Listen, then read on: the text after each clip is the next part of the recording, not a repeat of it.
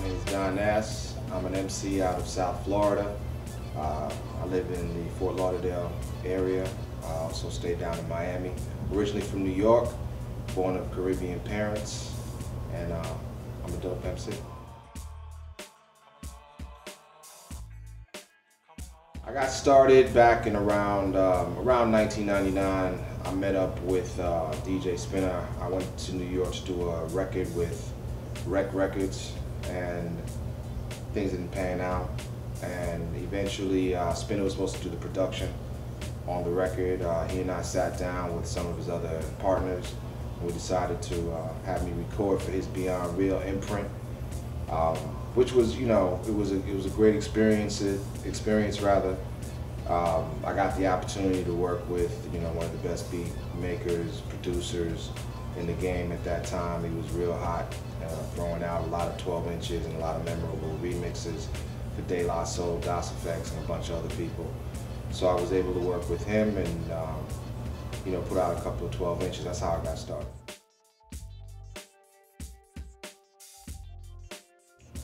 Well, what happened is I was working on the Raucous 50 record, the Raucous record that I did, Me, Myself, and Rhymes, that LP. I went to New York and was in Brooklyn, I don't know, for a couple of weeks. I worked with my man DJ Spinna.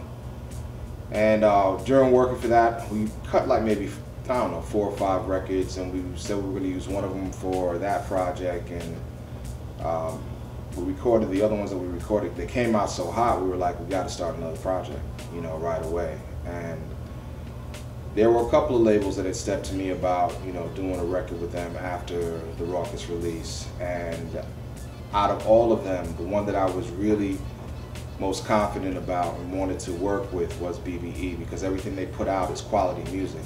They put out Dilla's Welcome to Detroit, the instrumentals,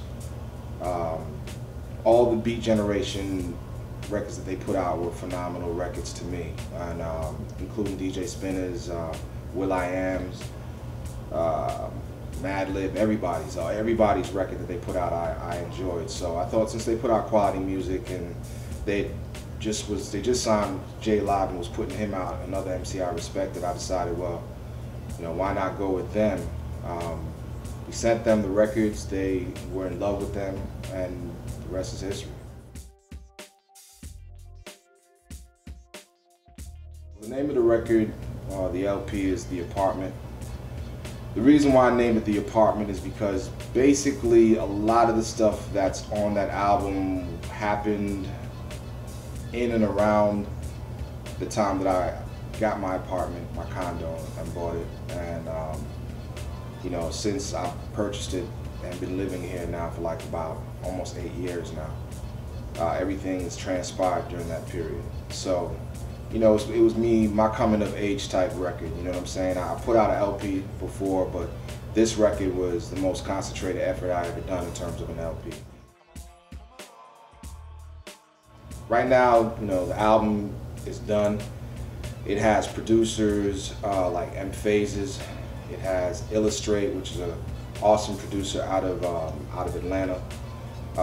It has S1 from Strange Fruit Projects, Exile out of California. Rhetmatic is on the album. Ninth Wonder, in terms of production, is on the album. Jazzy Jeff is on the album. He was real cool to work with. It was my first time working with Jazzy Jeff. Great experience. Outside of Jazzy Jeff, J Dilla, I said before. Illmind is on the record. Real dope producer. Tony Galvin out of Miami, super producers, is great. That's who I've worked with so far. In terms of features, Lil Brother's on the album. Slick Rick is on the album, and he's been a friend of mine for the last like 4 or 5 years. Real good guy. He's really my mentor, so I got a chance to work with him, and that was really a treat. So yeah, that's The Apartment. I'm sure there's some people that I've left out. Rich Medina's on the album, a great worldwide known DJ out of Philly. He's doing some poetry. My own girl Anomaly from down here in Miami. She's really big on the slam circuit, very great poet. I worked with her as well. Recognized and LMS, 2 MCs out of South Florida. They're also on the project as well. I have cuts from Jazzy Jeff and Amdex out of Atlanta of Clandestine. So basically that's who's on the album, you know what I'm saying? That's what comprises the whole project. Hip-hop songs, my top 5. Let's see. Number 5 would be Stakes is High, De La Soul. Number 4 would be Dead President Jay-Z. Number 3 would be Dwick, Gangstar featuring Nice and Smooth. Number 2 would be The World Is Yours, Nas. Number 1 would be Hey Young World, Slick Rick.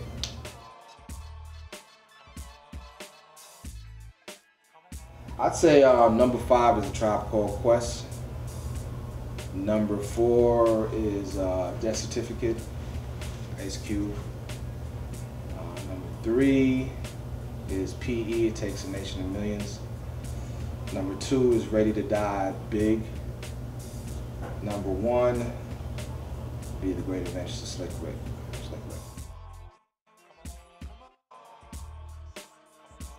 My number 5 would have to be Big Daddy Kane. My number 4 would be Biggie. My number 3 would be Black Thought. My number 2 would be Jay-Z. And my number 1 would be Nas.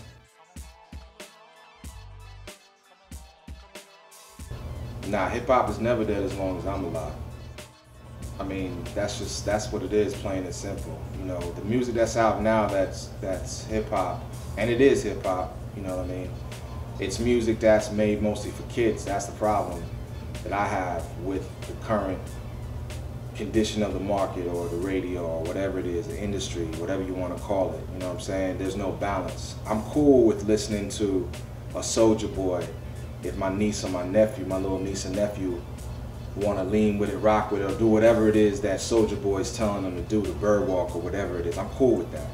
But I also want to hear some Slaughterhouse. I also want to hear some new Method Man and Redman. I want to hear that on the radio as well. I want that to be presented as well. I want to hear some Talib Kweli, some Mos Def, you know, some Dynas. You know what I'm saying? I want to hear that. If I can hear a balance of that along with Soulja Boy and along with the Stanky Leg and all that stuff, I'm with it. You know what I'm saying? I'm cool.